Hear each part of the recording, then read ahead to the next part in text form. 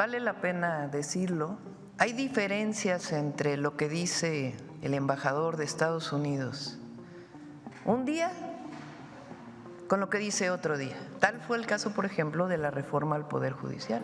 En una ocasión dijo que le parecía bien, una semana después dijo que iba a ser muy malo para México.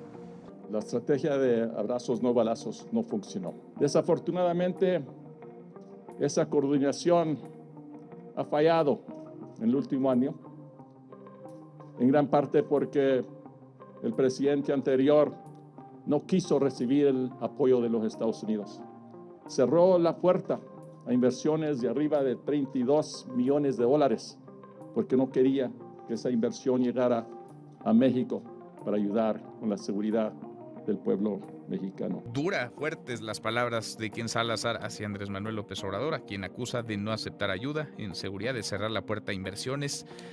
En fin, vamos a ver, porque López Obrador en teoría está ya retirado de la vida pública. ¿Va a dejar pasar estos ataques o aparecerá el expresidente en algún momento para contestar? Por lo pronto ahí está la tunda de Ken Salazar a López Obrador. ¿Qué declaración tan fuerte la de Ken Salazar? Estrategia de abrazos no balazos simplemente no funcionó. Ken Salazar, su Mauser, qué declaración. Que los abrazos no balazos no sirvieron de nada. Que no quiso López Obrador aceptar su ayuda, la ayuda de $22,000 millones en inversión. Se descoció el embajador de Estados Unidos, Ken Salazar. Hoy dijo que la estrategia de seguridad de abrazos no balazos no funcionó, que la austeridad republicana no va a servir, que hay mucha corrupción, que López Obrador nunca quiso dejarse ayudar por Estados Unidos para combatir al narco, que López Obrador no quiso que $22 millones de Estados Unidos llegaran en apoyo del pueblo de México, que por sus problemas ideológicos el gobierno de México no se dejó ayudar. Ken Salazar tundió hoy en una conferencia de prensa, tundió al expresidente Andrés Manuel López Obrador, diciendo que falló la coordinación en materia de seguridad entre México y Estados Unidos, porque nuestro país no quiso recibir ayuda, no quiso recibir dinero. Si el gobierno de López Obrador criticó fuertemente las políticas regulatorias de armas de fuego, armas que entran a México y que causan muertes en México, de la misma manera el embajador Salazar puede criticar la ausencia de políticas contra la delincuencia organizada del gobierno de López Obrador.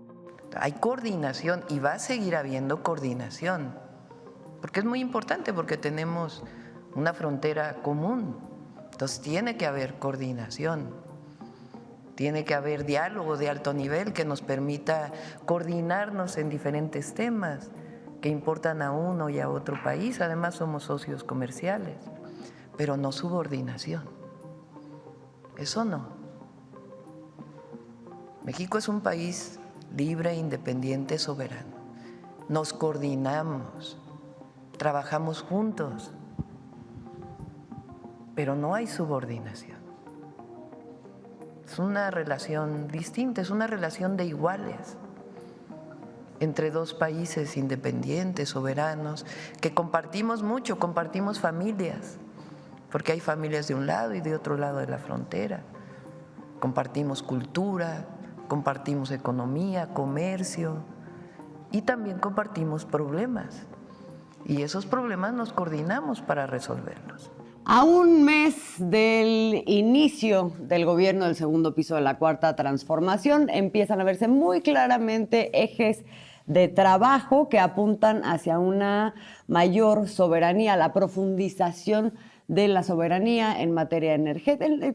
Es transversal, digamos, esta visión, y ya se nos han presentado varios planes que vamos a hablar aquí, pero al mismo tiempo hay una transición en lo que es el gobierno del mayor socio comercial que tenemos y con el que estamos obligados a coexistir, que es el gobierno de Estados Unidos.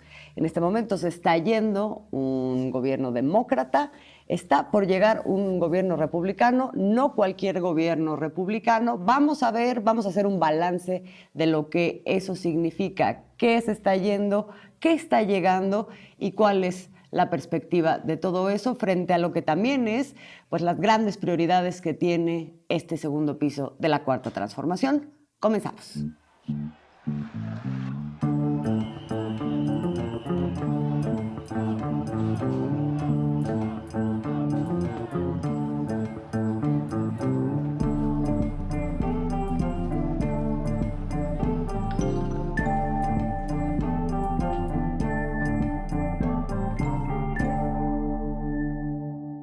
Bienvenidas, bienvenidos a una emisión más de En Re. Somos Alina Duarte, Óscar Camacho y Azul Alzaga. En esta ocasión, además, vamos a tener un invitado muy especial que ahora les vamos a presentar porque nos parece que es muy importante hablar de cuáles son los escenarios en los que nos enfrentamos, a los que nos enfrentamos en medio de este cambio de gobierno en México que ya empieza a trazar su ruta y también un cambio de gobierno en Estados Unidos con el que vamos a estar caminando, pues ahora sí que hombro con hombro, pero esperemos que cada uno en su lugar. Vamos a aprovechar una coyuntura que se está dando en estos días, que es, bueno, la despedida del gobierno de Joe Biden, y eso implica también aquí en México su representación a través del embajador Ken Salazar, que en los últimos meses tuvo pues digamos que si no es ruptura, sí un alejamiento muy claro con el gobierno del presidente Andrés Manuel López Obrador y ahora el gobierno de la presidenta Claudia Sheinbaum, por varias situaciones que ocurrieron en los últimos meses. Por un lado, el tema del secuestro en nuestro territorio de este líder del cártel, Mayo Zambada, en donde no ha quedado claro cuál fue la participación de Estados Unidos, de las agencias estadounidenses en todo ese entramado, pero donde México ha consistentemente pedido información sobre qué fue lo que pasó ahí y no se le ha dado. Y junto con eso, en el marco de la aprobación de la reforma al Poder Judicial, unas declaraciones muy desafortunadas por parte del todavía embajador de Estados Unidos en México, Ken Salazar, en donde empezó a oponerse a la reforma. A partir de eso se hace pues sí, una suerte de enfriamiento de la relación que hoy está muy, muy claro, pero además Ken Salazar ya se va. Sí hay que decir que más o menos consistentemente durante el gobierno de Andrés Manuel López Obrador se había mantenido, por lo menos a nivel discursivo, una relación tersa, cercana entre este embajador y el hoy expresidente Andrés Manuel López Obrador, que solo cambió hacia el final de su gobierno. Entonces, sí vale la pena mencionar que los discursos del propio Ken Salazar pues fueron evolucionando y ahora ha dicho unas barbaridades que ha dejado pues pasmado a más de uno aquí en nuestro país, como lo que ahora vamos a escuchar y de ahí vamos a partir. La estrategia de abrazos no balazos no funcionó. Desafortunadamente, esa coordinación ha fallado en el último año, en gran parte porque el presidente anterior no quiso recibir el apoyo de los Estados Unidos. Cerró la puerta a inversiones de arriba de $32 millones porque no quería que esa inversión llegara a México para ayudar con la seguridad del pueblo mexicano. Ahí están las últimas declaraciones de Ken Salazar, que ya se está yendo y que, por cierto, ya la presidenta lo trata un poco, Alina, Óscar, como un poco lo pelucea, ¿no? Como ya las relaciones a través del secretario de Relaciones Exteriores, no con ella directamente, como sí lo fue con el presidente Andrés Manuel López Obrador. Rápidamente, ¿qué decir de estas declaraciones para presentar a nuestro invitado especial? Bueno, pues yo diría que estamos ya en el último episodio de la relación México-Estados Unidos. Veníamos de los últimos sexenios, de operaciones como Rápido y Furioso, en donde nos inundaron de armas, en donde el propio Ken Salazar también se había pronunciado en contra de la reforma a la industria eléctrica, ¿no? Oponiéndose a que hubiera una soberanía energética en este país, defendiendo mucho esta postura que tuvo en su momento la Suprema Corte de Justicia de, oh, por Dios, no podemos dejar de pensar en los empresarios, ¿no? Que alguien piense en ellos. Y ahora lo que estamos viendo viendo es, pues sí, lo que se va a jugar es una nueva etapa de la relación México-Estados Unidos, que yo sí creo, adelantándome un poco sin tener bola de cristal, pues ya no van a ser las mismas condiciones en las que se tuvo otro sexenio. México es el primer socio comercial, no va a ser fácil para Estados Unidos, a pesar de que sigue insistiendo algunos y sobre todo republicanos, ¿no?, en que que China viene a través de México a invadir sus mercados y que es algo desleal. Yo creo que va a haber muchas presiones, pero yo sí rescataría en este primer momento la postura firme de la presidenta Claudia Sheinbaum diciendo la soberanía no se negocia, no está en juego, y yo creo que eso puede ser parte de esa continuidad sobre todo los últimos años del presidente López Obrador, ¿no?, que dijo, a ver, la CIA y la DEA aquí no van a andar como Juana por su casa, vamos a ponerle límites y el gobierno tiene que estar enterado, vamos a repensar los programas. Recordemos, México también tuvo un punto de quiebre en donde dijo, sí, se va a invertir tantos millones de dólares, pero no como Estados Unidos quiere, sino en programas sociales, sino en programas específicamente de desarrollo integral en México, en el sur de México y Centroamérica. Entonces, pues vamos a ver y pues tenemos que entrarle a fondo a este tema. Tenemos que entrarle a fondo. Yo lo que diría es que es parte de la gran hipocresía de la clase política estadounidense las palabras de Ken Salazar. Es un reflejo clarito de la gran hipocresía, porque pretenden, de la misma manera que en muchos otros ámbitos de nuestras relaciones, la migración y otros ámbitos, pretenden poner la responsabilidad y la culpa de ciertos temas específicos de la relación en solamente México. Entonces, cuando Ken Salazar dice que el expresidente Andrés Manuel López Obrador falló en su estrategia, ¿no? O sea, de verdad no le da a este embajador y a muchos otros funcionarios estadounidenses, no les da porque al final de cuentas tendrían que asumir que la responsabilidad de la gran violencia que hay en México se llama Estados Unidos y se llaman las empresas que producen armas. Sin las armas que se producen en Estados Unidos y que se trafican hacia México, no habría esta violencia que estamos viendo. Habría quizá tráfico de narcóticos, todo lo que quieras, pero la gran violencia tiene que ver específicamente con el tráfico de armas. Y Estados Unidos piensa que esas armas se han de inventar y que han de llover por obra del Espíritu Santo aquí en México y que ellos no tienen ninguna responsabilidad.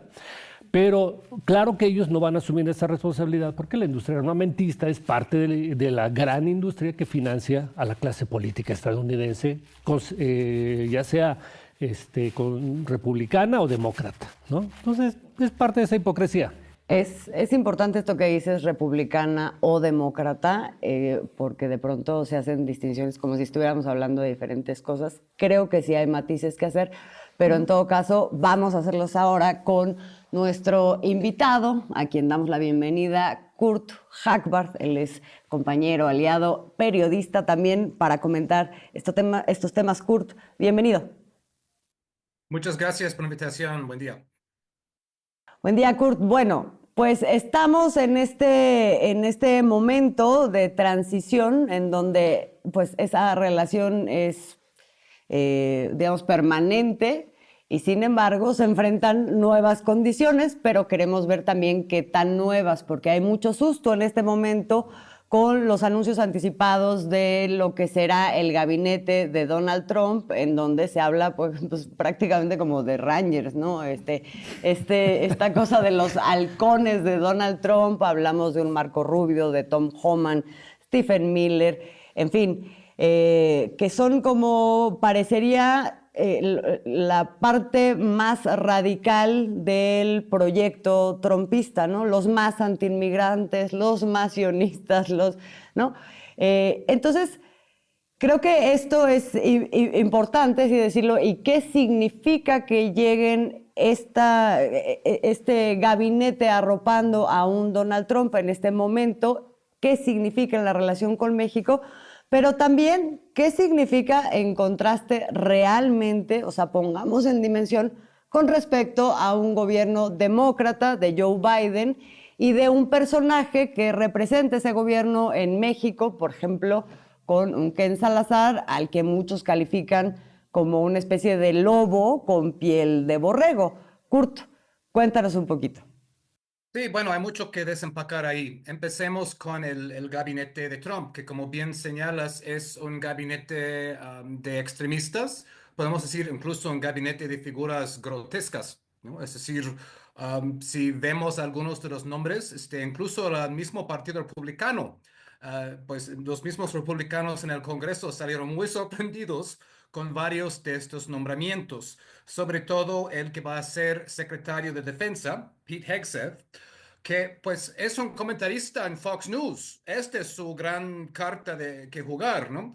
Sí es veterano del ejército, pero es decir, Trump escogió un comentarista de Fox News para ser jefe del Pentágono, muy para la sorpresa de su propio partido, ¿no? Y esos son solo varios de los nombres que sorprendieron al mismo establishment republicano. Para fiscal, Matt Gaetz. ¿No? Para el secretario de Estado, pues esto fue un poco más predecible, Marco Rubio, ¿no? El cubano estadounidense senador. Y también para consejero de Seguridad Nacional, pues Mike Waltz. Ahí sí, un ex-ranger, justamente, ¿no? Que tiene su experiencia, pues ahí, en agrupación de élite dentro del ejército, ¿no? Entonces, un poco a bote pronto, lo que podemos ver aquí es, por un lado, el peligro obvio a todas luces. Este es un gabinete extremista, es un gabinete muy halcón, es un gabinete que cree en el poderío del ejército, del militar, de la agresividad estadounidense en todo el mundo, ¿no? Y pues esto se extiende hacia México, obviamente, porque Mike Waltz mismo, desde su curul, cuando era diputado, fue uno de los, ¿cómo se llama?, sponsors de un proyecto de ley que pues facultaría al presidente a usar fuerza militar contra México. Entonces, eso es algo en que Mike Waltz cree mucho.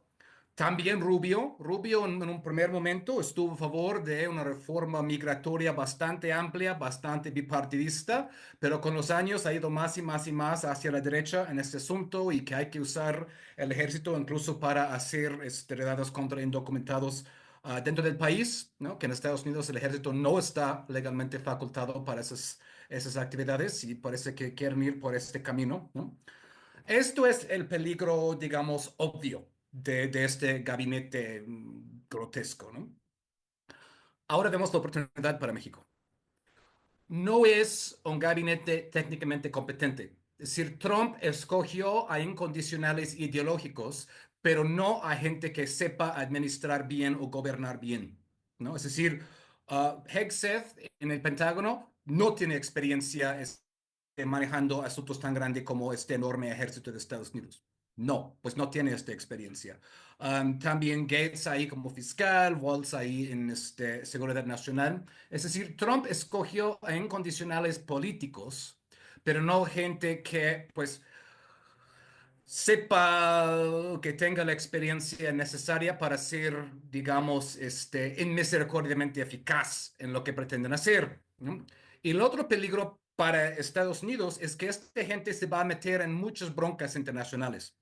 Ya quieren aumentar el genocidio en Gaza, ya quieren subir el nivel en Ucrania. Aunque Trump ha dicho que quiere terminar con la guerra en Ucrania antes de la toma de posesión, pues todos sabemos que esto no va a pasar. Esto no va a pasar. Y todos estos nombramientos que acabo de mencionar son todos xenofóbicamente antichinos. Entonces, la misma China ha dicho, nosotros estamos preparando para una posible guerra con el foco en Taiwán para 2027. Entonces, si esta gente del gabinete de Trump se van a retirar a tropas de varios conflictos, que lo dudo, es solamente para mandarlos al Pacífico. Es decir, no es para desmilitarizar el país.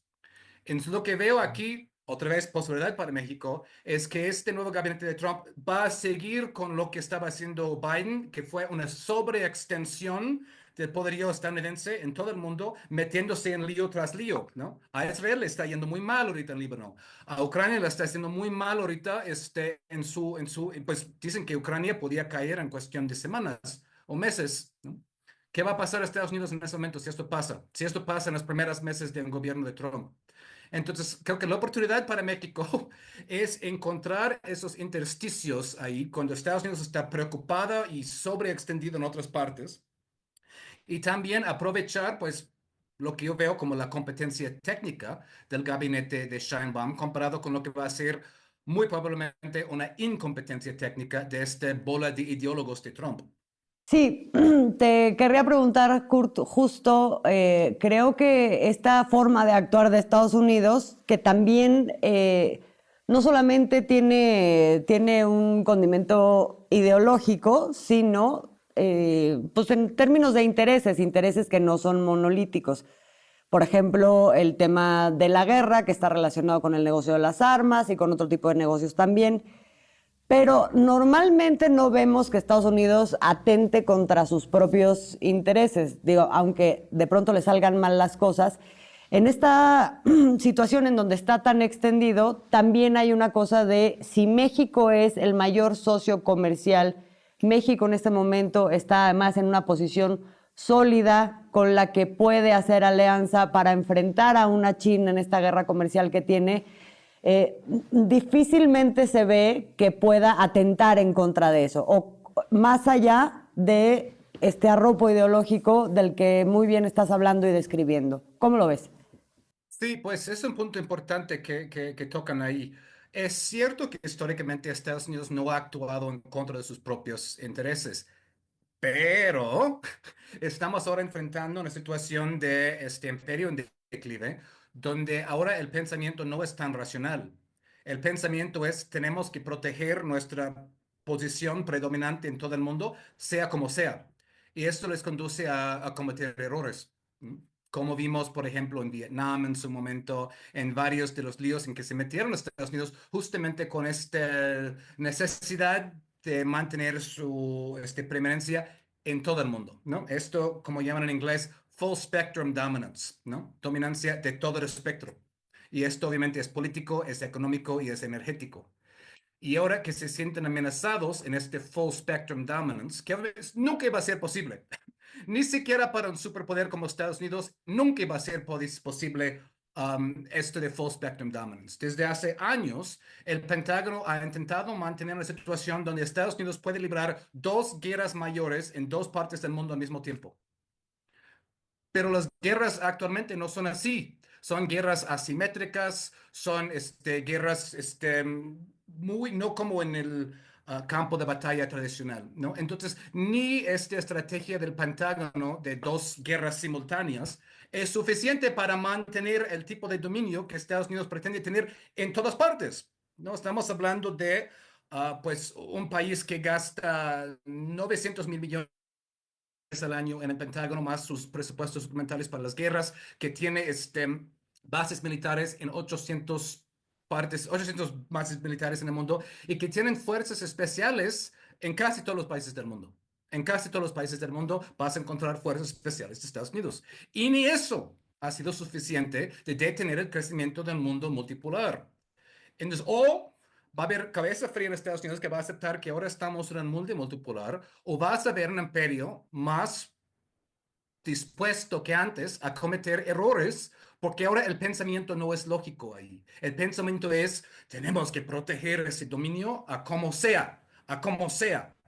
Y entonces, si están más desesperados, pues ahí está eso de los errores. Ahora, en cuanto a México, el punto es importante, ¿no? México es el socio comercial número uno de Estados Unidos. Y lo que es importante recalcar no es solamente que México pues exporte a Estados Unidos. Eso pasa, ¿no?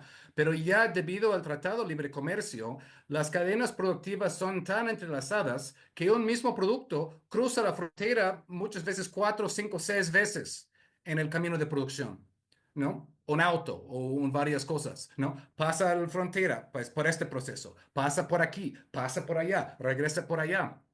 Es decir, si Estados Unidos quisiera entrar en una guerra comercial con México, no solamente subiría precios, que conduciría a la misma inflación que en gran parte hizo que perdiera Harris, sino que congelaría gran parte de la cadena productiva en muchas cosas en Estados Unidos, donde ahora pues están pues entrelazados a los dos lados de la frontera, ¿no? Además de crear toda una serie de problemas secundarios, ¿no? Económicos y en cuestiones migratorios y demás, ¿no? Y si Estados Unidos quiere, pues su gran conflicto con China, no les conviene tener conflicto con México al mismo tiempo. Yo creo que esto es muy claro. Yo quisiera hacerte una pregunta. ¿Cómo semblanteas, cómo ves el estado de ánimo? Porque de una mayoría de estadounidenses que votó por Donald Trump. Porque siendo todo lo fascista y peligroso que es Donald Trump y todos sus nombramientos, me parece que tendríamos que preocuparnos a lo mejor un poquito más por todos los pequeños Donald Trumps que van por la calle de los Estados Unidos y que son los que tienen el contacto directo con los migrantes, con la gente a la que ahora se está amenazando de deportarlos de una manera prácticamente inmediata y por millones, como se ha venido ya diciendo. Esos pequeños Donald Trumps que circulan por las calles, que son hoy los ciudadanos estadounidenses que ejercieron su voto para llevar a este gobierno de nuevo al poder del imperio, realmente hasta dónde va a llegar todo lo que es la agresión contra los migrantes mexicanos o los migrantes latinos en los Estados Unidos. ¿Qué tan exacerbada está la sociedad que ha votado hoy por Donald Trump contra quien no forma parte de ese establishment de los Estados Unidos? Sí, pues esto yo creo que es la parte más peligrosa de este Trump recargado, ¿no? Este Trump 2.0, y es algo que hemos visto a lo largo de los años, que Trump ha normalizado un discurso racista que de manera demasiado optimista pensaban que lo habían sacado del discurso político en Estados Unidos, excepto por los extremismos. Es decir, ha hecho que este discurso han visto como extremista y intentaban ponerle cordón sanitario ahí, se ha normalizado. Se ha normalizado, como hemos visto en muchos países también de Europa, ¿no? Y hay un elemento de racismo blanco ahí, pues muy claro en esto, ¿no? Es un poco dejar que esto se normalice y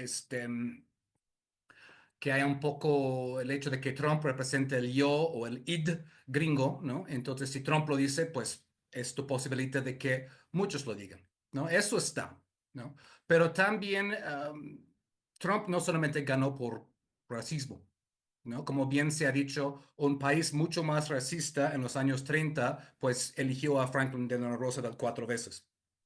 Entonces, hay más aquí. Y ese tiene que ver con el abandono del Partido Demócrata a su base en la clase trabajadora, tiene que ver con la pésima campaña de Harris, tiene que ver con este horrible costumbre de los demócratas de ir abrazando a multimillonarios, ¿no? Y dándoles espacio. Tuvo que ver con la campaña donde Harris ganó millonadas en tener a pop stars y celebridades en el escenario, ¿no?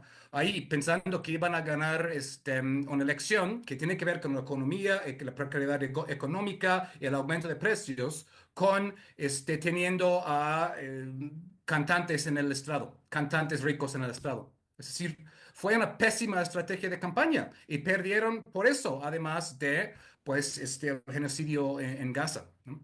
Entonces, hay un elemento en que esos dos factores que acabo de mencionar pues se unen porque hay precariedad. Obviamente también el mundo está cambiando y los hombres ya no están en su vieja posición jerárquica como de antes. Entonces hay precariedad económica, hay cambios sociales en el país y Trump muy cómodamente dice, son los migrantes. Son los migrantes. En lugar de decir, son los multimillonarios, y es una élite económica que ha acaparado a los dos partidos, que fue el discurso de Sanders, que el mismo Partido Demócrata se encargó de marginalizar y frenar 2 veces consecutivas para, pues, hacer una campaña que fue básicamente una imitación a la campaña de Clinton en 2016. Entonces, bueno, resumido, los demócratas merecieron perder, pero eso no quiere decir que los republicanos merecieron ganar, ¿no? Muy rápidamente, porque me di cuenta que no toqué el tema Salazar, ¿no? De la primera pregunta. Nada más quería redondear a este punto, ¿no?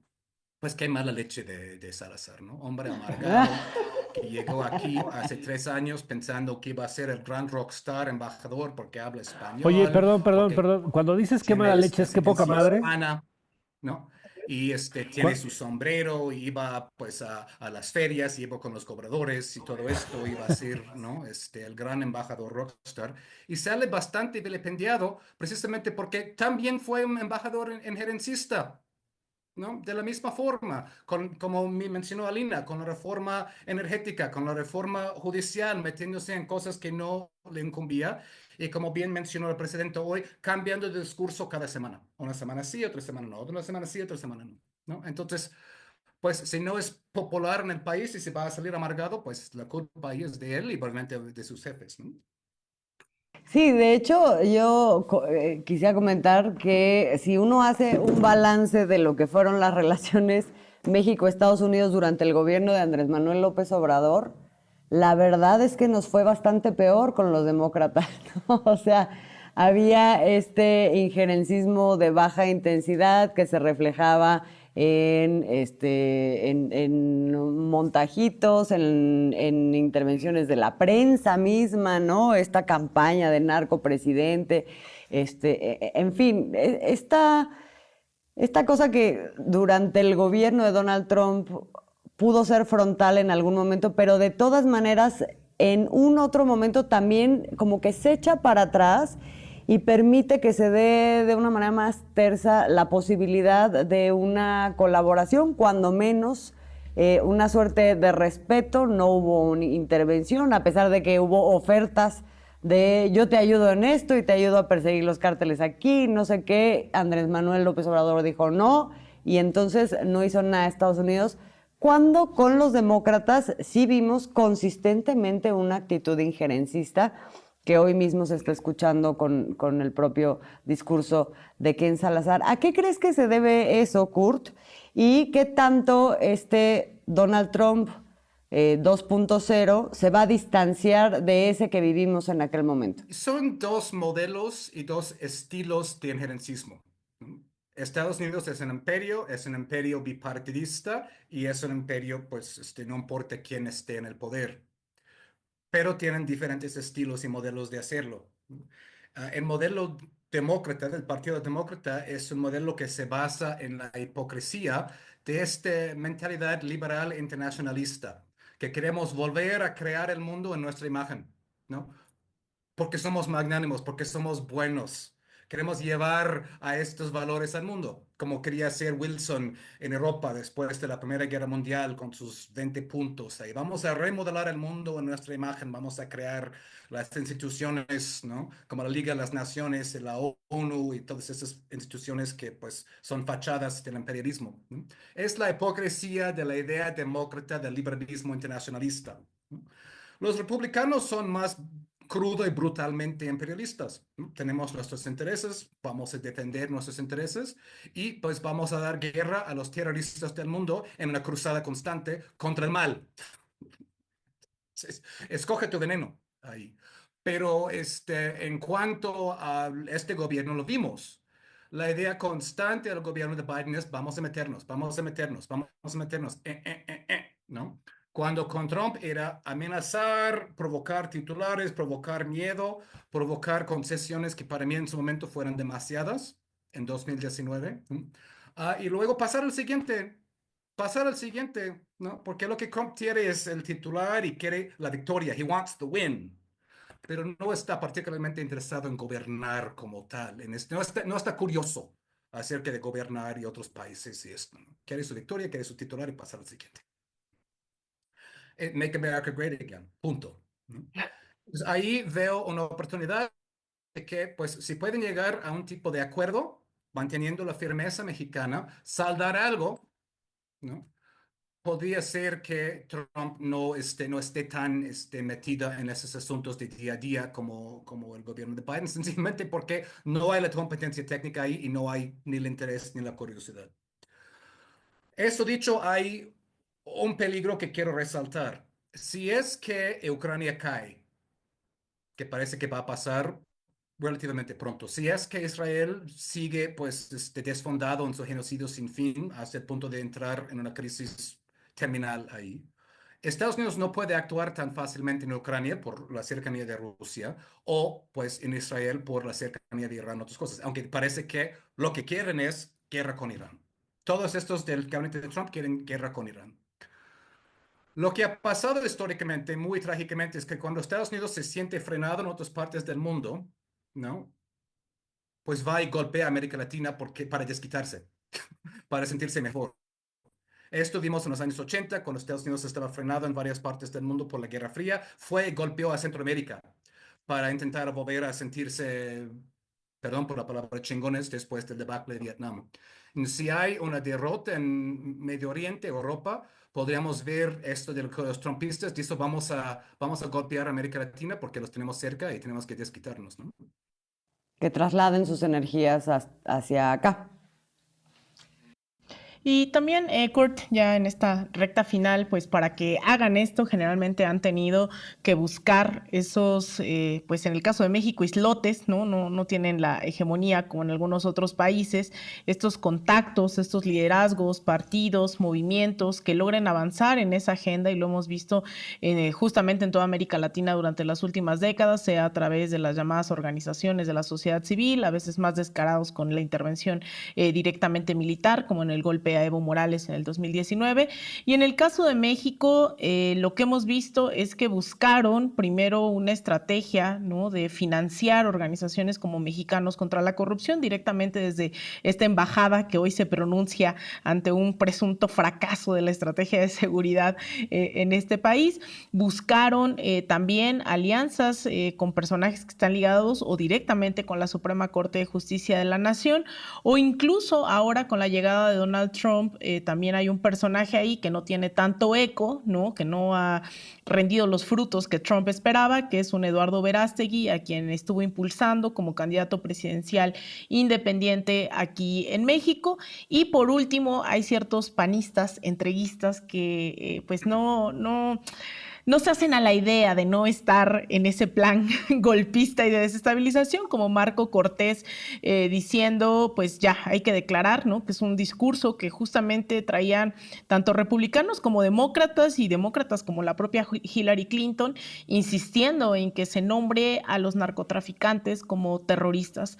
¿Cómo ves esa incidencia de estos grupos que ya tenemos identificados? No necesariamente están en clandestinidad, lo hacen público, se pronuncian. Ahora con la llegada de Donald Trump, en contraste con lo que sí hizo Trump de impulsar personajes como Bukele, Milei, Bolsonaro, ¿cuál es tu lectura, Kurt? Pues lo que veo es que este tipo de financiamiento a toda esta red internacional de ONGs va a seguir, ¿no? Es relativamente poco dinero en términos del presupuesto de Estados Unidos, pero rinde frutos para ellos, ¿no? Porque básicamente hace su golpismo de manera, pues, aparentemente neutral y objetivo y académico y todo eso. Entonces, esto es algo que veo que va a seguir, ¿no? Que veo que va a seguir a Mexicanos contra la Corrupción y la organización de ahí de COSIO y ¿cómo se llama? El Instituto para la Litigación Estratégica. Es decir, esto le sirve. Esto veo que no va a haber gran cambio ahí. Donde sí hay que estar muy pendientes es esto de querer nombrar a los cárteles, Foreign Terrorist Organizations, FTOs. Y creo que va a haber un empuje muy, muy fuerte en este sentido. Esto va con todo, ¿no? Aunque obviamente los cárteles no son organizaciones terroristas ni por definición, es decir, porque no tienen un elemento ideológico o político, ¿no? Son negocios criminales, pero son negocios, no, es decir, ni por la definición entran. Pero la idea es aprobar designación, ¿no?, de FTO para posibilitar más y mayores intervenciones de Estados Unidos en México, con pues el mismo apoyo de los traidorzuelos de siempre, ¿no? Del panismo de siempre, el panismo histórico, de los marquitos, y supongo que Jorge Romero va a seguir en este mismo sentido, ¿no? En este mismo sentido, minoritario eso, ¿no? Entonces, eso sí va, ¿no? Y si creen que pues fue una cosa mala, que entraron en territorio mexicano para secuestrar a un ciudadano mexicano, por horrible que sea el Mayo Zambada, pues por ahí va esta idea del Foreign Terrorist Organizations, de posibilitar esto, pero en grande. Esto en grande en México, ¿no? Espionaje, secuestros, pues actividades clandestinas, incluso contra funcionarios del gobierno, ¿no? Es decir, eso es lo que Estados Unidos quiere, tener esta facultad, ¿no? Y lo hemos visto que lo han hecho en diferentes partes del mundo, las rendiciones, donde Estados Unidos, como parte de su guerra contra el terrorismo, entre comillas, entra en países terceros, secuestra a ciudadanos y a sabiendas que no pueden repatriarlos a Estados Unidos por las mínimas protecciones constitucionales que hay, los meten en el Gulag en Guantánamo. Y ahí pues pasan décadas sin cargos, sin sentencia, sin nada. Entonces, este modelo se conoce muy bien desde el gobierno de Bush, esto de rendiciones a terceros países. Y ese es el modelo que quieren reactivar con el FTO, ¿no? Y por eso México tiene que ser absolutamente, totalmente firme en contra de eso, sin una pulgada. Yo sí tengo una última pregunta, Kurt. Con distintos gobiernos también hay grupos, digamos, que representan poderes fácticos económicos. Vamos a hablar específicamente de los cabilderos o los lobbies que ganan preponderancia en su capacidad de influencia sobre un gobierno. Claramente, y si vemos a Ken Salazar en el caso del gobierno de Joe Biden, pues aquí en México tuvo mucha presencia y en Estados Unidos también el tema de las empresas energéticas. ¿Qué ves que llega como grandes lobbies que van a prevalecer y digamos, qué horizonte ves respecto a esos lobbies con lo que ahora se plantea desde el segundo piso de la Cuarta Transformación, que sí claramente se está tratando de caminar hacia la soberanía energética, alimentaria, tecnológica, en fin? Pues ahí acabas de mencionar varios, ¿no? El tema energético, pues como puse en un tweet el otro día, pues la política energética también es política exterior, ¿no? Entonces esto va con todo, ¿no? No hay que perder de vista que Salazar es un cabildero energético y por eso lo pusieron acá. Salazar como secretario del Interior es el secretario del Gabinete de Estados Unidos que tiene que ver con todos los territorios del gobierno federal. Él abrió la puerta a perforaciones petroleras, incluso en el Golfo de México, ayudando a empresas como British Petroleum. Ahí Salazar está a favor del fracking, también como lo era Kamala Harris. Es decir, este Salazar es un cabildero energético, ¿no? Y por eso pues estaba tan activo al momento de la ley de la industria eléctrica, ¿no? Pues ahí básicamente haciendo campaña en contra. Esto va a ir con todo también aquí, porque hay muchos de esos mismos intereses en el gobierno de Trump. Eso de muchos de esos mismos intereses.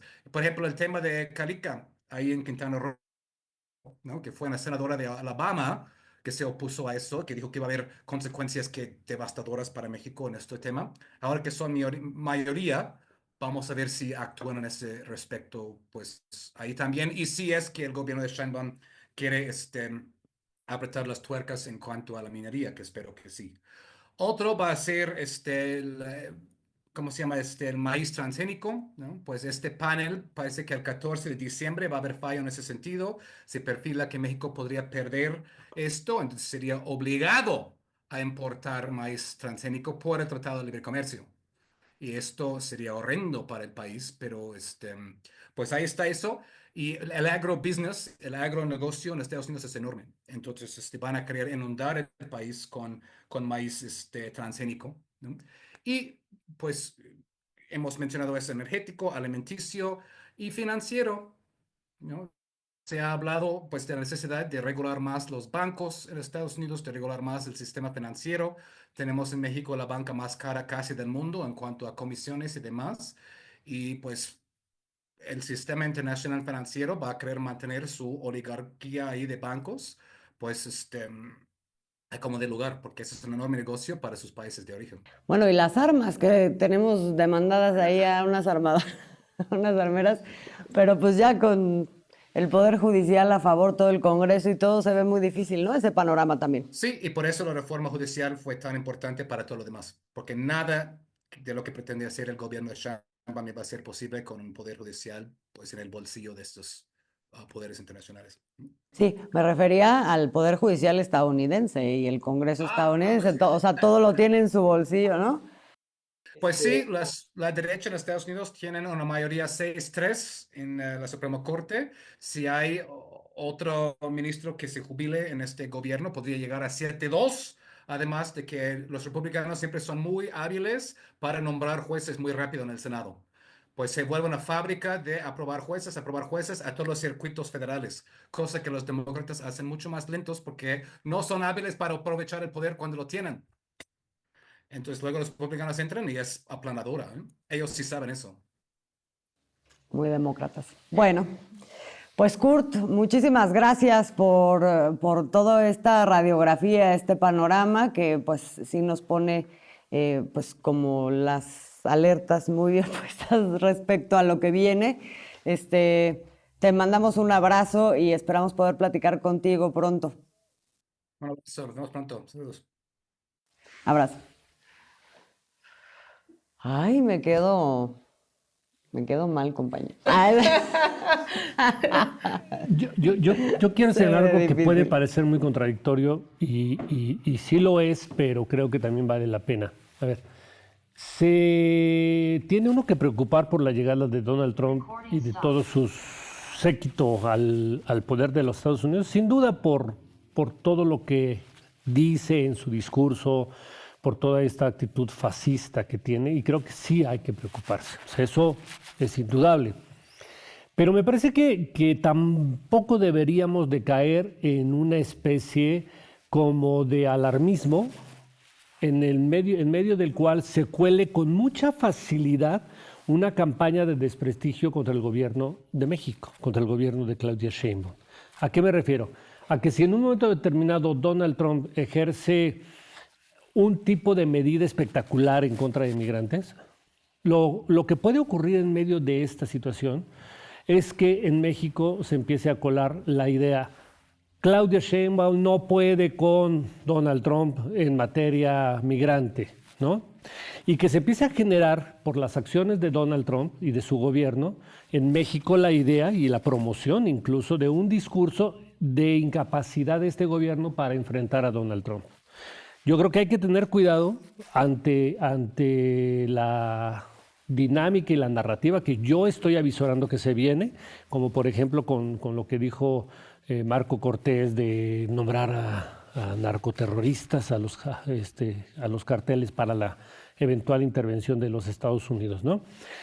Lo que sigue de eso es decir, porque Claudia Sheinbaum no puede controlar el asunto. Es decir, se puede venir una gran campaña aquí en México. Bueno, estás planteando la contradicción. Porque, sí, lo dije. Decir, sí. Claudia Sheinbaum no puede controlar la relación con Estados Unidos, entonces vamos a entregarle las nalgas a Estados Unidos. A eso me refiero. O sea, pero es que es el discurso del panismo, ¿no? Exactamente. Sí. O sea, es decir, se puede soltar sin que esas campañas tengan sustento y fundamento alguno. O sea, porque el gobierno de México puede estar haciendo absolutamente todo lo correcto y todo lo que está a su alcance, pero eso no significa que sea un fracaso de Claudia Sheinbaum, ni tantito. A eso me refiero. Sí. Ante una situación de decir, no generemos todas esas alarmas que empieza a querer prender Donald Trump, no necesariamente hay que se traducen en que eventualmente el gobierno de México caiga en las exigencias de quienes piden. Hay que ser confrontativos con Donald Trump, hay que cuestionarle todo, hay que responderle todo, porque si no eres confrontativo, entonces estás fracasando como gobernante. ¿No? Y ese es el juego de Donald Trump. Ese es el juego de Donald Trump. Y ese es el juego de la oposición. Y de la aquí. oposición en México. Claro, exacto. Amarrar navajas, claro, ¿no? ¿Quién es el que escribió el otro día en redes sociales? No fue Julio Patán, fue... Ahora me acuerdo. Pero justo que decía, sí, hay que aprovechar que llegó Donald Trump para amarrar navajas y hacer todo lo que se pueda para que desde allá saboteen el gobierno de Claudia Sheinbaum y de la Cuarta Transformación. Evidentemente, a ver, yo creo que hay una distinción. Una cosa es ubicar cuáles son los grandes riesgos que plantea esa relación, la dimensión que tiene además la relación de México con Estados Unidos como para decir, estas son las condiciones reales que nos permiten negociar hasta este punto. Hasta aquí. Y que, exacto. Y que en alguna medida hay cosas que ya no vamos a... O sea, como sucedió con Andrés Manuel López Obrador y el tema de los aranceles y la situación migratoria, que fue muy desafortunado, pero digamos que la alternativa era muy grave, digamos, para la economía mexicana también y para la población mexicana. Entonces, y que hay que poner también... Eso hay que tenerlo claro. Otra cosa es amarrar navajas, justamente porque no. Y hay que poner en contexto quién es Donald Trump. O sea, ante todo es un empresario, ¿no?, que está dispuesto a negociar en múltiples términos y que a veces se agradece, yo lo vuelvo a insistir, la honestidad con la que se maneja, ¿no? De decir, bueno, sí, yo no quiero quedarme con Venezuela y administrar Venezuela, yo quiero el petróleo de Venezuela, ¿no? Y lo dijo en su momento en su administración con otro de los halcones, John Bolton, ¿no?, que estuvo ahí metido en un montón de organizar, ¿no?, desestabilizaciones, golpes de Estado, etcétera. Donald Trump viene del mundo empresarial, hijo de un constructor en Nueva York. Él decide construir también sus propios negocios, su propio imperio, se va a la quiebra en estos negocios en un par de ocasiones y después revive a través de la construcción mediática de este personaje, de participar en reality shows, en donde se queda esta imagen dentro de la cultura popular estadounidense y que incluso eso lo liga directamente a la noción de build the wall, ¿no? Es decir, construir el muro era parte de su estrategia mediática. Él, como el constructor de grandes edificios en Nueva York, de construir un montón de cosas, casinos y demás negocios, y eso fue parte de su estrategia, pero en realidad Obama deportó a más gente que Donald Trump, ¿no? Es decir, no es que correcto. Haya sido miel sobre hojuelas, claro que sí, y además esos discursos recrudecen en Estados Unidos, no solo los discursos, sino las praxis de odio. Estamos hablando de un país donde hay una organización, y yo siempre lo cito, de Southern Poverty Law Center, en donde tienen registrados más de 1,400 células que ejercen, promueven discursos de odio a lo interno de Estados Unidos, y unas de esas células son del Ku Klux Klan. O sea, eso existe todavía en Estados Unidos, y se acrecentaron también las praxis de odio cuando llega Trump en su momento en el 2017, y eso yo creo que va a ocurrir, eso sí puede ocurrir, ¿no? El recrudecimiento del racismo, hemos visto ahora, incluso me sorprende que a los pocos días salen organizaciones también de hombres en contra de las feministas, ¿no? Ahora se están reproduciendo lo que ocurrió también con Milei. Trump apoyó fervientemente a Bukele, a Milei, a Bolsonaro, y por eso decía yo, no tiene tanto eco ahora en México porque escogió a Verástegui, que pues ya, o sea, mi mamá a lo mejor se acuerda de él, ¿no? Pero yo la verdad es que... Por las telenovelas. Y trataron de replicar el modelo bolsonarista a través de los grupos evangélicos, las iglesias que aquí también no tienen el peso que tienen en Estados Unidos, que tienen en Brasil, por la presencia del Estado mexicano, a diferencia de esos países.